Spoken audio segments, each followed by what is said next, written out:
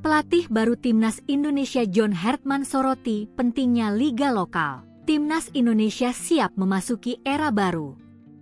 Tim Merah Putih saat ini dipimpin pelatih asal Inggris, John Hartman. Sang pelatih sudah diperkenalkan ke publik oleh PSSI pada Selasa, 31/2026.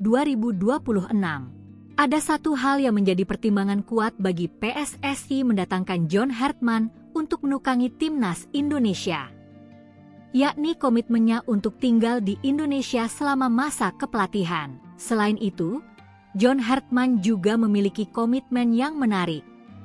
Ia bertekad untuk memerhatikan kompetisi lokal, terutama BRI Super League sebagai salah satu wadah perkembangan pemain untuk memperkuat Timnas Indonesia. Menurut saya, memiliki komitmen terhadap liga domestik di sini adalah fondasi masa depan kita. Dan yang terpenting adalah, pertama, saya menonton langsung, kata John Hartman. Karena kalau pelatih timnas tidak menonton liga domestik, maka tidak ada harapan bagi pemain-pemain lokal, sambungnya.